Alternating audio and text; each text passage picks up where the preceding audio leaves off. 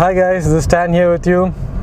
Today I got my Tiago back from the service center after doing its third free service. In today's vlog I'll be talking about that as well as my 10 months and 8,900 kilometers ownership experience. Above that I'll also be talking about whether I would recommend the Tiago still compared to its competition.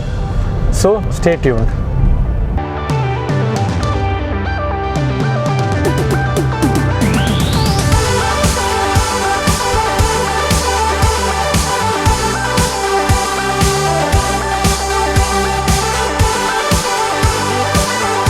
So coming to the third free service, now this happens actually at 15,000 kilometers or at the 1 year mark. I still have 2 months remaining for the 1 year mark. It is just 10 months since I purchased this vehicle, but I actually had a dashboard rattling sound from here. It was very annoying, and it usually happens only when you go on the highway, like once you're in 4th or 5th gear and the engine lugs from around 1500 to 2000 RPM. You get a rattling noise from here. If you're staying below the 3rd gear, you don't face this issue, but whenever you are in higher gears, you've had this issue, and obviously I had that replaced under warranty, no questions asked. So at the same time, since I anyway gave the car to the dealership to have it fixed, I told them to also do the third free service. So in the third free service, what they did was they changed the oil. So this is the first time that they changed the oil for this car from the time I purchased this vehicle. Usually what happens is manufacturers change the oil during the 2000 kilometer mark first, and then 5,000, and then 10,000, so on and so forth. But for the Tiago, it's actually a rather long interval period for the oil. They change the oil only during the 1st year mark or the 15,000 kilometer mark. So I think it's pretty high.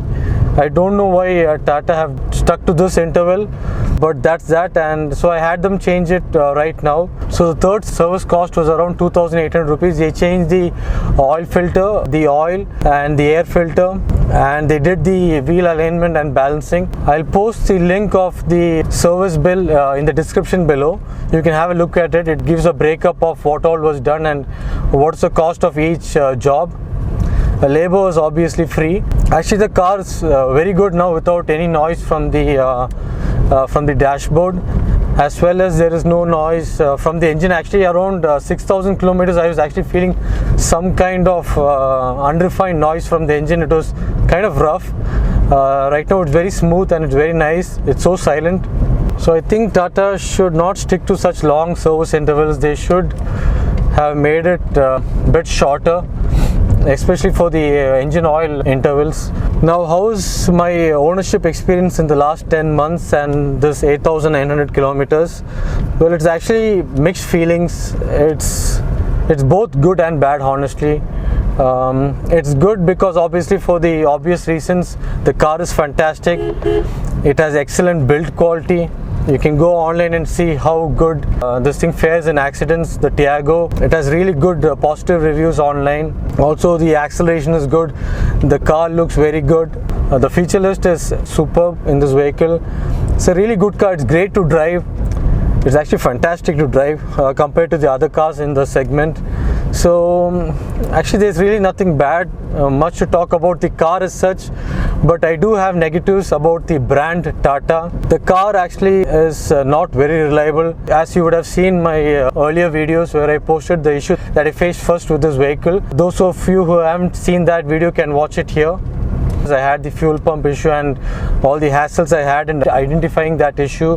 Even TATA engineers couldn't identify the issue first. It's only after I escalated the matter to customer care that they start taking the issue seriously and rectified the issue for me under warranty. And there have also been a lot of reports about engines being replaced completely for certain customers, and this rattling issue. All these small niggles shows that TATA is really struggling with quality control in their vehicles. What's worse, other than the reliability issue, is how TATA is actually handling these issues with their customers. There isn't any kind of voluntary recall, nor is their service centers competent enough to identify and diagnose these problems in the first attempt. So this actually makes matters much worse. the onus is actually on the customer to escalate the issue and then bring it to the attention to identify and address the issue. So that is a big negative in my book actually for the Tata brand as a whole. Even after 2 years of it being in production, they haven't been able to sort out the niggles in this vehicle.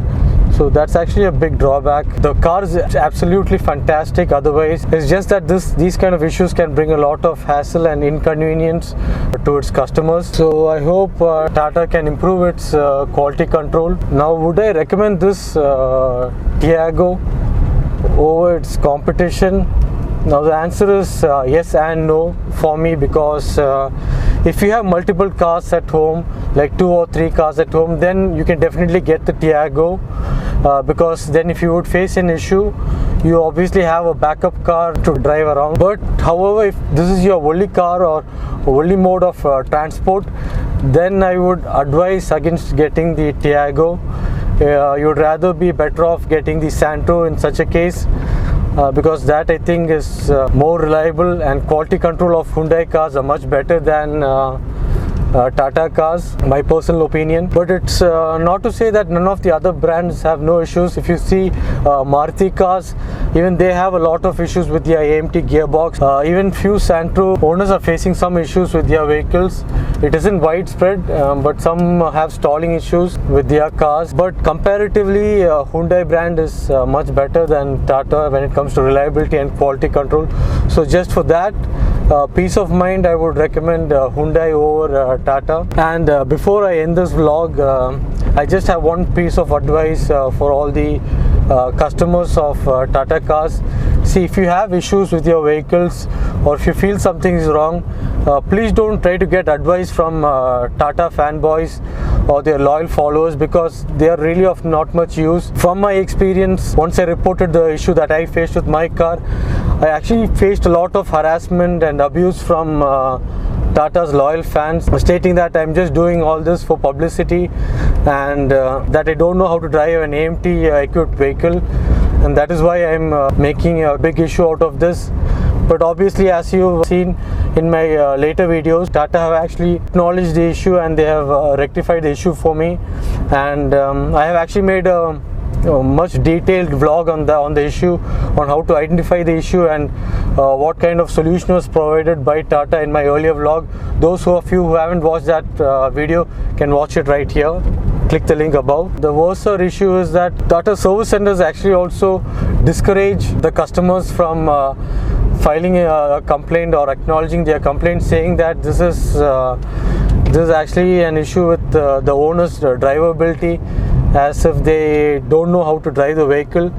So they put the blame back on the customer, which is really bad, and Tata should actually get on top of this, and they should never encourage such things from service centers.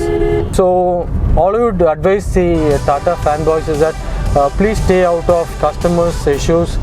Please don't give your feedback on anything kindly, because only person I feel benefited out of your blind following to Tata is Tata themselves. Tata obviously is very happy with your blind following to them, and I obviously know the other easier way to overcome this problem is just to sell off your vehicle if you can't adjust to the problem. And I know 2-3 customers who have done that. They've moved on to other brands after taking the depreciation hit by selling the Tiago so soon. And I actually advise those owners to not sell off their vehicles and just hold on a bit longer till Tata rectify the issue. But they, for obvious reasons and rightful reasons, were not ready to continue with this poor service from their dealerships, and so they did what is right to them, and I obviously won't fault them at that. So that's that. I hope Tata can be more proactive from now on, and here listen to their customers and their issues and rectify them as soon as possible. And also please, to those customers who haven't taken the extended warranty for their Tiagos, please take it immediately. It's very useful. Please take it eyes closed, because you'll never know when you'll need it. Guys, so I hope you found this vlog useful. I hope it benefits someone. If you did find it useful, please hit the like button, and please don't forget to subscribe. Thanks for watching. This is Stan signing out. Bye bye.